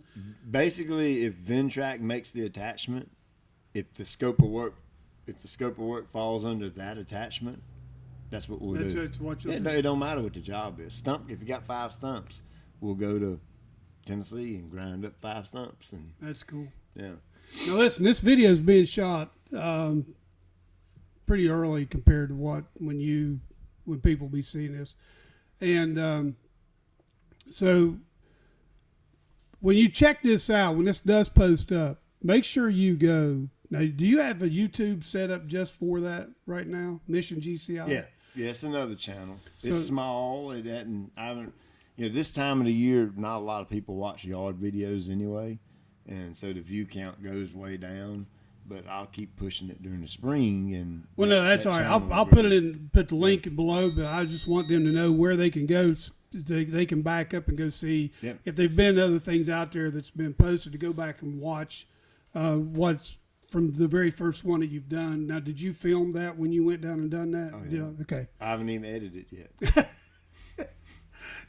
No, he put up the one where he had his front yard out here painted today. So. Yeah, all this Mission GCI is really new. So the intro videos on there, and of course I have to keep myself checked up, because if it was up to me, I'd go somewhere every week, and there's no doubt in my mind I could do that. But you still have to eat. I have 3 kids and I have a wife at home. Yeah, and they're number one, and so I have to put the lid on Pete every now and then and say, chill out, brother. And so I can't go crazy with this like I want to, but I will be doing some traveling for sure. So on behalf of myself, other veterans, Ken, Forerunner Productions, if you would please tell Ventrac we said thank you Yeah. for what they're doing. And having two sons that are active duty military, one that's 15 years, a tour in Iraq, two in Afghanistan.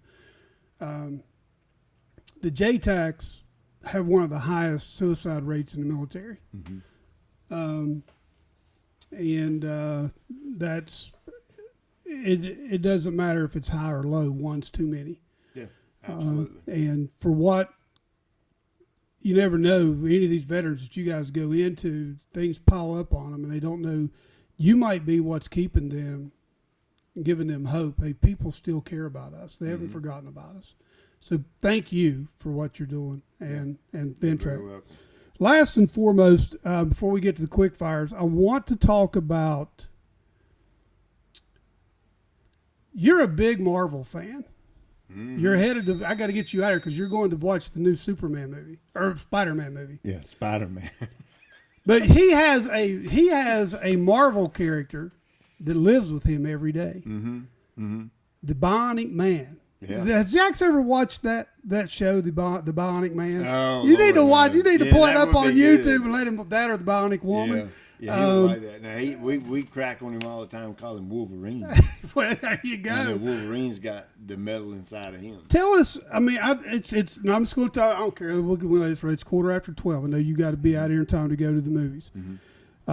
So whatever time you want to take to tell us, about Jax and your foundation that you do. Because are you all still on Amazon? Was Amazon Smile? Yeah, smile.amazon. Yes, you all still do that on there. Yep. Tell us about how we can contribute, what you do with your money, and about Jax and why you do it. Well, Jax is my youngest son, and he's 10 years old now. And when he was born with thoracic insufficiency syndrome, which is a combination of a very severe scoliosis. His spine literally looks like an S. It's that crooked. And then he's missing 7 or 8 of his ribs over here. So he's got this big gap over here in his rib cage where they're not ribs there. And 9 months old, we took him to Philadelphia, and he had spinal cord surgery. He had something messed up with his spinal cord, and then shortly after that, we took him back to Philly. That's where all our surgeries are at. His surgeries are in Philadelphia, and we installed the Vector rods. The doctor installed Vector rods, and it's vertical expandable prosthetic titanium rib. Is what Vector stands Goodness for. grief! Say that 3 times. Yeah, real quick. vertical expandable prosthetic titanium rib. Vector. And it's been a very at times it's been extremely difficult. I mean, I'm ready to quit. Difficult when it's your child laying there and you're having to watch them go through this torture. That's what I see is torture. And but God's good and faithful as he always is. And every single step of the way, along the way, Jax has been provided with every single thing he needs. Everything. Financially, physically, mentally. He almost died on us one time. Went back for his first expansion, and his heart couldn't take the pain that he was in, and he went into cardiac arrest, and we got the room got swarmed with 20 different doctors and stuff, and they're hollering critical condition, and he don't have long, and things like that. You figure out really fast, do I trust you, God, or do I not trust you? That's a life. That's what I call a life moment, where it's where the rubber meets the road. My son's about to die. Am I going to give this to you, Lord? Jax is 10 years old now and doing great. And through all this, at first I was extremely pissed off with God Just to be completely honest with you. I understand. I've had boxing matches with him and fighting matches and yelling outside in the backyard, me, Jesus and the stars, and I'm sitting there letting him have it. Why did you give me this jacked up child? Do I not do enough for you?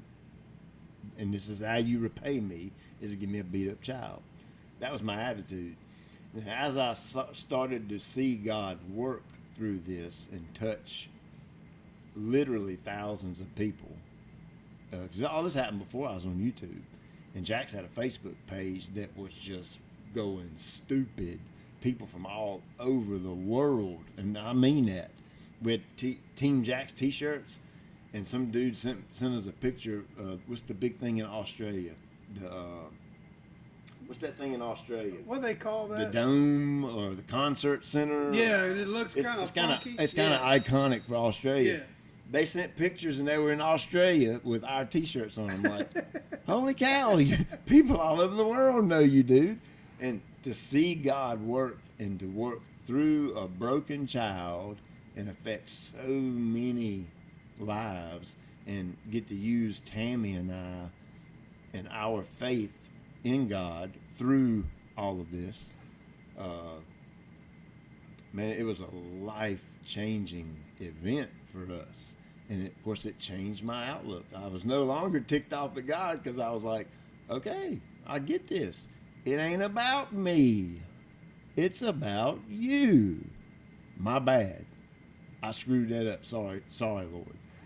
And so, we've been provided for the whole time, and over and abundantly provided for. And that led into a foundation, the Team Jack's Foundation. And now we get to source out families that have kids like Jack's. And most families aren't going to have the support group that we've had. We've had a very, very large support group, and they struggle to put gas in their car.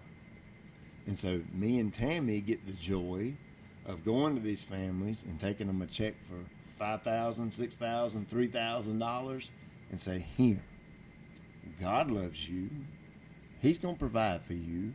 You take care of your child. And that's with us having a child just like that. And it's really been a joy to be able to do that.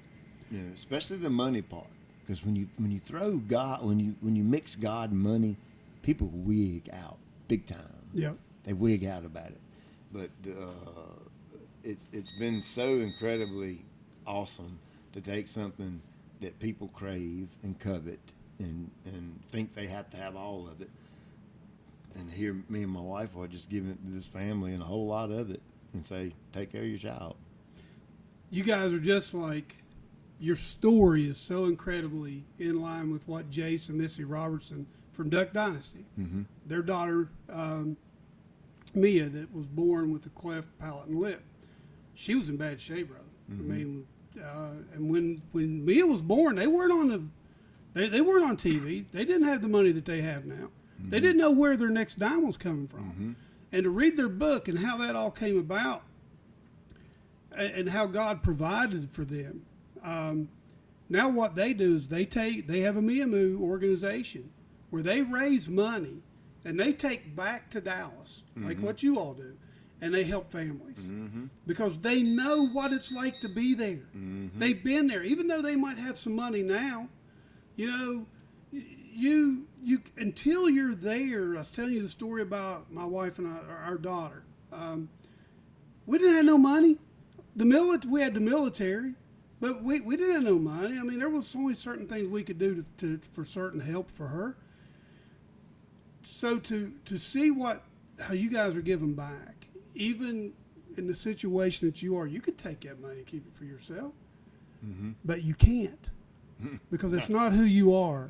I'd be scared I'd get shot down by Well, lightning. but that's not who you are, and that's Jax, to me.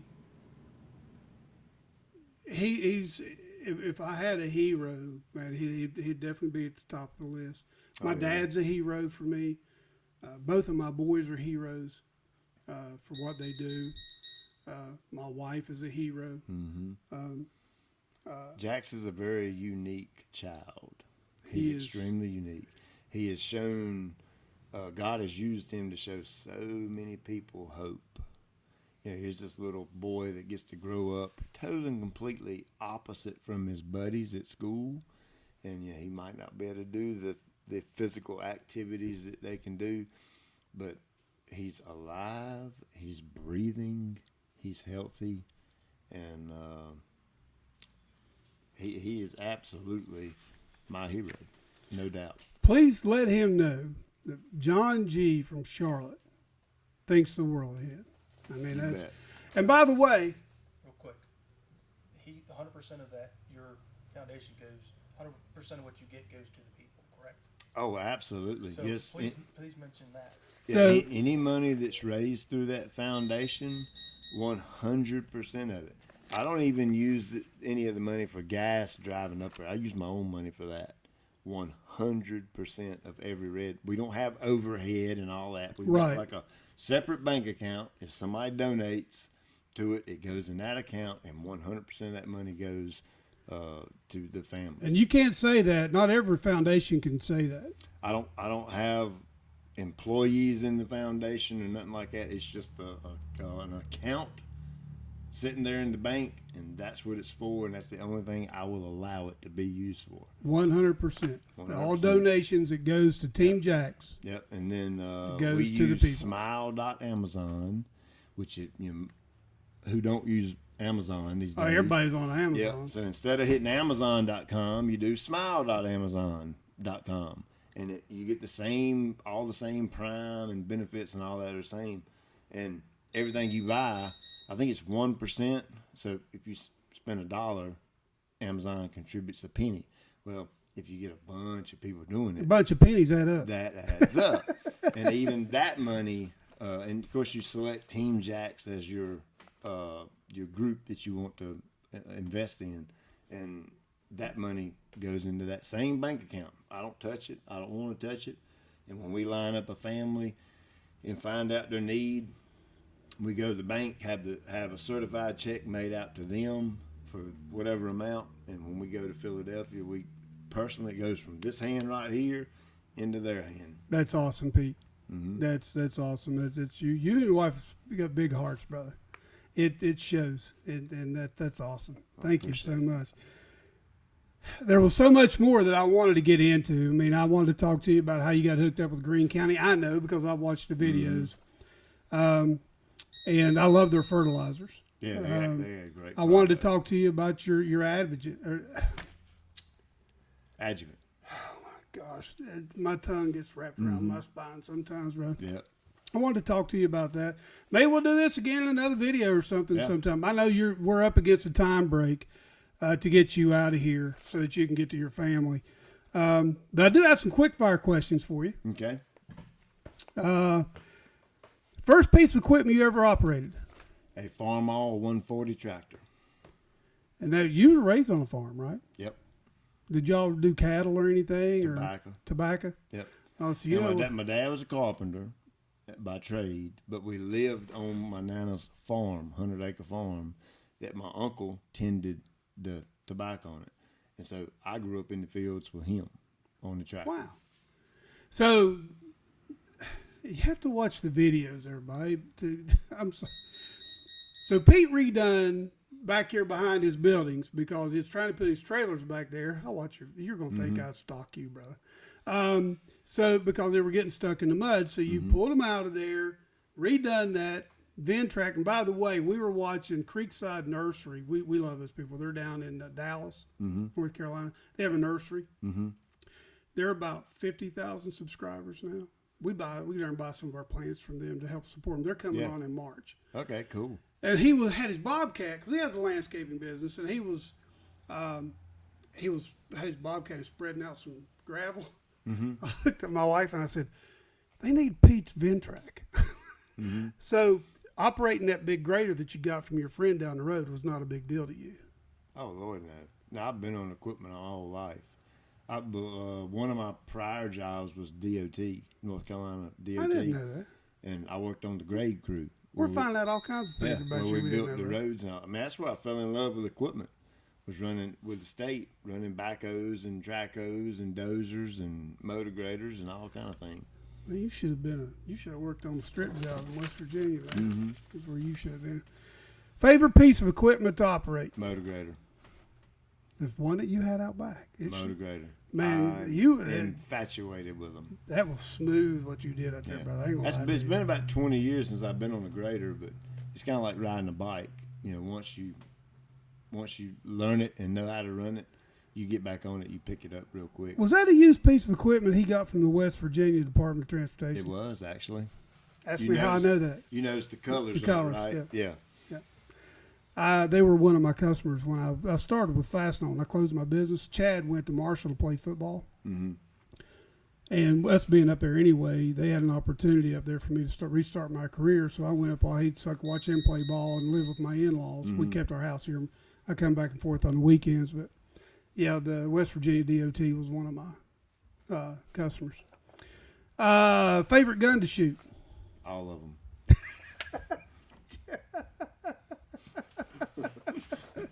Any and all of them. That's so funny if people be right there. I'm not biased when it comes to firearms. I'll take all of them. That's hilarious. You're out there in your yard and all of a sudden, boom, boom, boom. Oh, the sound of freedom. I love it, man. Yeah, if YouTube wasn't so, I don't even want to get this video jacked up, but if they weren't like they were, I'd have way more firearm action. Yes, in my censorship. videos. Yeah, censoring. Yeah. Favorite animal to hunt through the years? Probably a turkey. Mine would have to be rabbits, man. My dad used to tell me when I was a little boy growing up. He said I was the only person he knew that could kill more rabbits without a dog than one that could with one. But My uncle's a big time rabbit hunter. They love rabbit. Oh man, I think I'm a turkey guy. If I had time to hunt, that would be. I used to hunt turkey hot and heavy a long time ago, before it was even popular around here. And North Carolina's run over turkeys, bro. oh, bro, we got a boatload of them. They're everywhere. So that hunt that we did, where they bring in, it's called the Sawtooth Hunt. It's the Wheeling Sportsman is who they're connected with.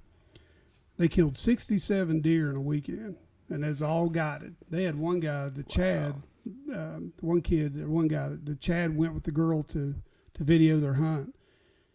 They had to have a bed in the blind for him when he was there, and his dad actually pulled the trigger. But they also have him to where they have it's a solenoid that they can actually blow into that'll fire the gun, and it can be it can be mentally, you can be mentally challenged or have mental issues. You can be handicapped, Down syndrome. I mean they don't discriminate with whatever your handicap is. Wow.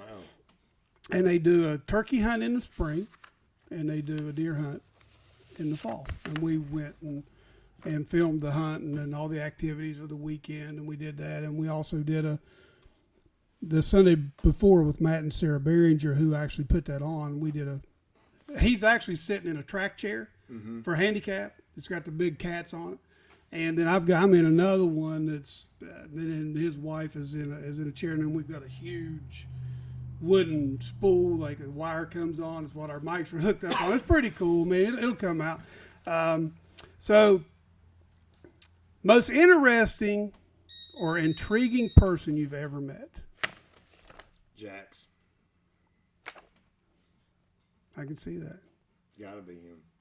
I can't think of nobody else that's more that has had to do more in life in a short period of time and conquer all of it, and has conquered it all.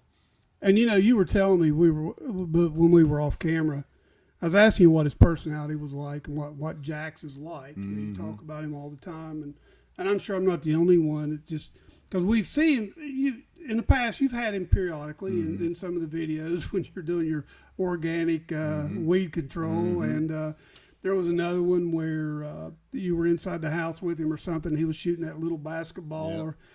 Yep. And then the next thing you know, you're posting a video, hey, we're headed back to Philadelphia. and everybody's on the edge of their seat to get an update from you about how things are going. And you said, that he's just, what he can't do physically, his brain's just off the chart. Oh, he's incredibly smart. Book smart type things. He's incredibly smart, and it's awesome that he has kind of accepted who he is at such a young age and how God made him, and that almost like he knows his purpose in life now.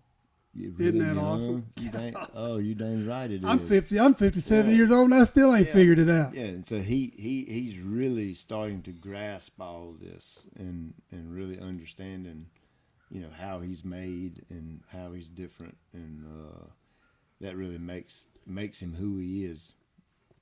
I don't know if you've ever seen The Chosen, that new show that's out now. You need to you have to download, you have to watch it. It's an awesome show. It's about Christ, the life of Christ. Mm-hmm. Very well done. It's all sponsor done. It's not, they don't have, it's all viewer sponsored. I mean, they have no corporate money coming into this. Yeah.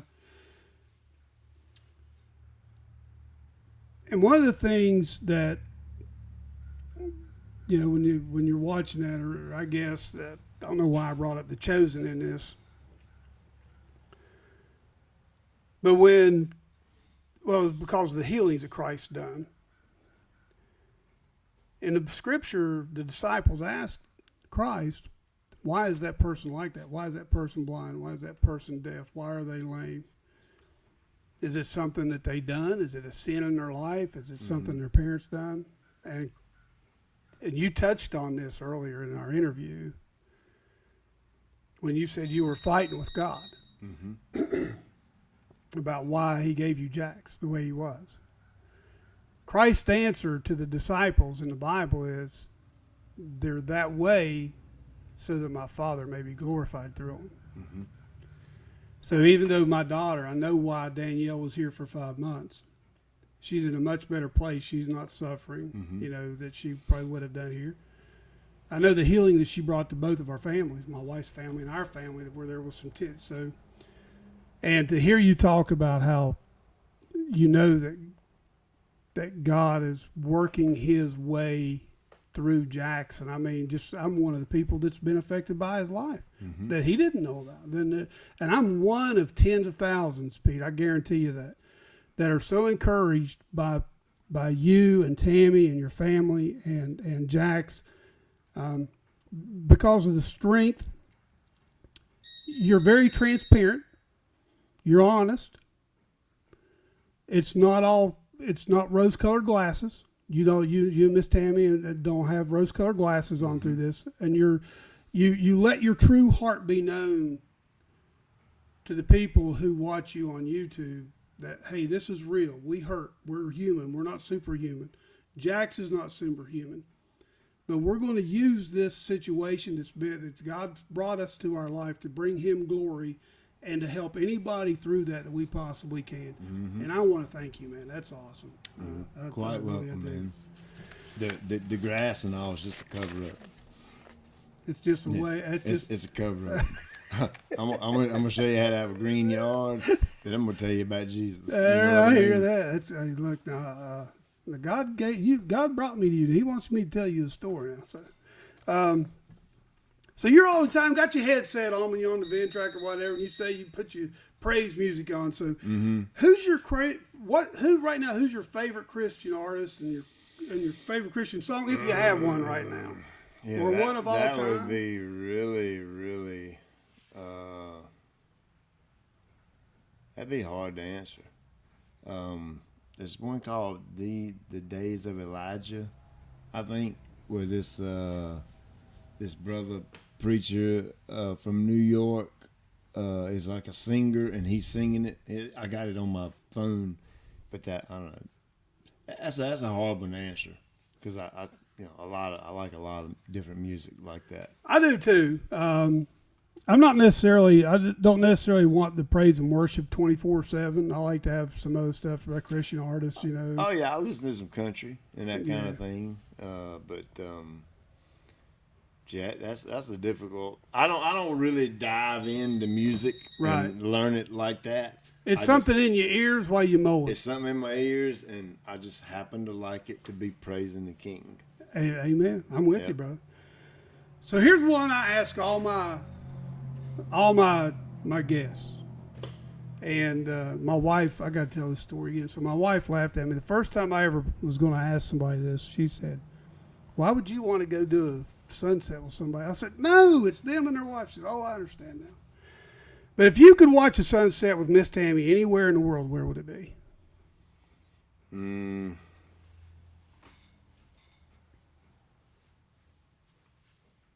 That's a tough question. I've got some stuff out there that I had never even expected. Anywhere in the world to watch a sunset. I think it would be cool to be somewhere totally and completely remotely alone up in the woods. I love the woods. I love being in the woods. On top of a mountain where I can't hear nothing. Where there's zero sound of any car, motor, engine, horn, anything. It's just complete, total silence. And just me and Tammy just sitting up there chilling and watching the sun go down. I think that'd be pretty cool. That's awesome. I haven't got that one Yeah. before. I've got As long as we have something to eat. 'Cause I'm not gonna sit there too long. I don't let the grass grow under my feet, if you know what I mean. So I have to have something to keep me busy. So I need some food to eat a little bit. I'm I'll sure sit Miss there. Tammy will pack you a peanut butter and jelly Yeah. before you go up there. Because I'm the guy who'd be like, "Okay, son, hurry up and go down. I gotta go. Let's go. I got things to do. But no, yeah, I got things to do. Yeah, but no, I would thoroughly enjoy it. I think that would be really cool to be in that situation with her.